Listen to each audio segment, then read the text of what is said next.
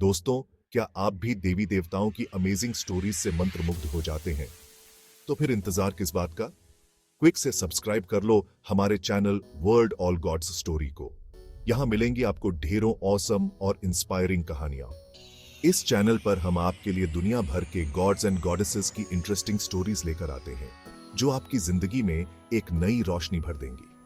अगर आपको हमारी वीडियोस अच्छी लगे तो लाइक जरूर करना, एपीनी फ्रेंड्स और फैमिली को शेयर करना और कमेंट बॉक्स में हमें प्यार भरा मैसेज भी लिख देना। आपका एक क्लिक हमें और भी अमेजिंग कंटेंट बनाने के लिए मोटिवेट करता है। तो दोस्तों, अभी सब्सक्राइब कर लीजिए और ज्वाइन हो जाइए। एथेना एक शक्तिशाली देवी थी, जिनकी शक्ति और प्रभाव का कोई मुकाबला नहीं था। वो ज्यूस की बेटी थी, जो देवताओं के राजा थे। उनका जन्म ज्यूस के सर से हुआ था, जब उन्होंने अपनी पूरी शक्ति और बुद्धि को एथेना में समाहित किया। वो एक योद्धा देवी थी, जो युद्ध के मैदान में अद्वितीय थी।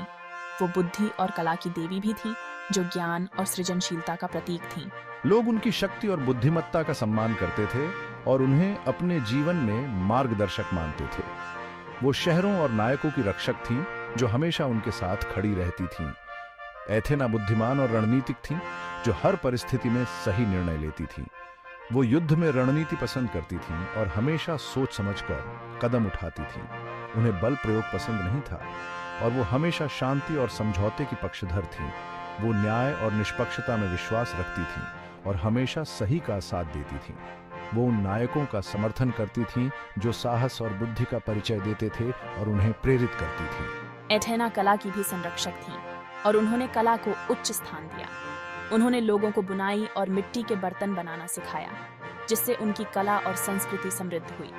वो कौशल और कलात्मकता को महत्व देती थी और हमेशा नए तरीकों को प्रोत्साहित करती थी। वो एक जटिल और आकर्षक देवी थी, जिनकी कहानियां और मिथक आज भी लोगों को प्रेरित करते हैं। मेडुसा कभी एक खूबसूरत स्त्री थी। उसकी सुंदरता की चर्चा पूरे राज्य में होती थी। उसे अपनी सुंदरता पर बहुत घमंड था। वह खुद को सबसे सुंदर मानती थी और दूसरों को तुच्छ समझती थी। वो अपने सुनहरे बालों पर बहुत इतराती थी। हर कोई उसकी तारीफ करता और वह इस पर गर्व महसूस करती थी। इस बात पर देवी एथेना को बहुत क्रोध आया। एथेना को मेडुसा का यह घमंड सहन नहीं हुआ। एथेना ने मेडुसा को दंड देने का फैसला किया। उन्होंने सोचा कि मेडुसा को उसकी गलती का एहसास होना चाहिए। उन्होंने उसे एक भयानक राक्षस में बदल दिया। मेडुसा की सुंदरता अब एक अभिशाप बन गई। मेडुसा के बाल सांपों का घोंसला बन गए। ये सांप हमेशा फुफकारते रहते थे। उसकी आंखें लाल हो गईं। इन आंखों में अब केवल क्रोध और नफरत थी। उसकी त्वचा पपड़ीदार और हरी हो गई। उसकी त्वचा अब सांप की तरह दिखने लगी। जो भी उसके चेहरे को देखता वो पत्थर का बन जाता।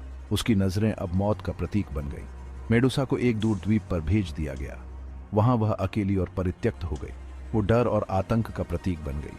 उसकी कहानी आज भी लोगों को भयभीत करती है। मेडुसा का रूपांतरण एक सजा थी। यह एथेना की शक्ति का प्रदर्शन था। यह मनुष्यों के लिए एक चेतावनी थी। देवताओं को चुनौती मत दो। मेडुसा एथेना के क्रोध का प्रतीक बन गई। एथेना का क्रोध उचित था। मेडुसा ने घमंड दिखाया था। उसने खुद की तुलना एक देवी से करने की हिम्मत की थी। उसकी सजा गंभीर थी। यह गर्व के परिणामों की याद दिलाता है। भाग 4, परसियुस और गोर्गन का सिर। यह कहानी एक महान योद्धा की है, जिसने असंभव को संभव कर दिखाया। राजा पॉलीडेक्टिस परसियुस से छुटकारा पाना चाहता था। वह परसियुस को एक खतरनाक मिशन पर भेजकर उसे हमेशा के लिए हटाना चाहता था। उसने उसे एक खतरनाक खोज पर भेजा। यह खोज थी मेडुसा का सिर लाने की, जो एक असंभव कार्य माना जाता था। उसने उसे मेडुसा का सिर लाने के लिए कहा। मेडुसा, जिसकी नजरें किसी को भी पत्थर बना सकती थी। मैंने चुनौती स्वीकार की। मुझे पता था कि यह आसान नहीं होगा, लेकिन मैं तैयार था। परसियुस एक हीरो था। उसकी वीरता और साहस की कहानियां दूर दूर तक फैली हुई थी। वो ज्यूस का बेटा भी था। उसकी रगों में देवताओं का खून बहता था। मैं तुम्हारी खोज में तुम्हारी मदद करूंगी परसियुस। देवताओं ने भी उसकी मदद करने का निर्णय लिया। ये लो, यह परावर्तक ढाल लो। यह ढाल तुम्हें मेडुसा की नजरों से बचाएगी। मेडुसा को सीधे मत देखना। उसकी नजरें बहुत खतरनाक हैं और ये पंखों वाली चप्पलें तुम्हारी यात्रा में सहायता करेंगी। ये चप्पलें तुम्हें तेजी से उड़ने में मदद करेंगी। देवदूत देवता हर्मेस ने भी परसिउस की मदद की। उसने उसे एक जादुई तलवार दी। उसने उसे एक तेज तलवार दी। ये तलवार किसी भी चीज को काट सकती थी। एथेना की ढाल से मैं मेडुसा का प्रतिबिंब देख सकता हूँ। ये ढाल मुझे सुरक्षित रखेगी। मैं उसकी निगाहों से बचूंगा। मुझे बहुत सावधानी से काम लेना होगा। परसिउस ने मेडुसा को ढूंढ लिया। वह एक अंधेरी गुफा में छिपी हुई थी। उसने उसे देखने के लिए एथेना की ढाल का इस्तेमाल किया। यह ढाल उसकी सुरक्षा का एकमात्र साधन थी। उसने उसकी निगाहों से परहेज किया। वह जानता था कि एक गलती उसकी जान ले सकती है। उसने अपनी तलवार से उसका सिर काट दिया। यह एक निर्णायक क्षण था। फिर वह उसकी मान से भाग निकला। उसके पास अब मेडुसा का सिर था। उसने अपनी पंखों वाली चप्पलें इस्तेमाल की। ये चप्पलें उसे तेजी से उड़ने में मदद कर रही थीं। वह मेडुसा का सिर लेकर राजा पॉलीडेक्टिस के पास लौट आया। उसने राजा को दिखाया कि उसने असंभव को संभव कर दिखाया है। भाग 5।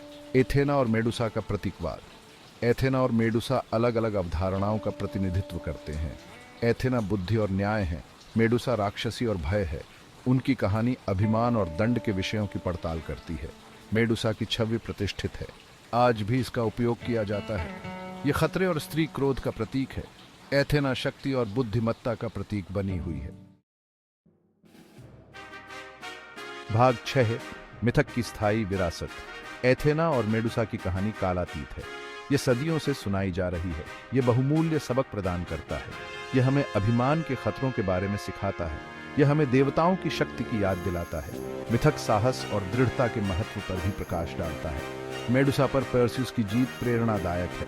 यह दर्शाता है कि कठिन से कठिन चुनौतियों को भी पार किया जा सकता है। एथेना और मेडुसा की कहानी आज भी दर्शकों को मोहित और गुंजायमान करती है।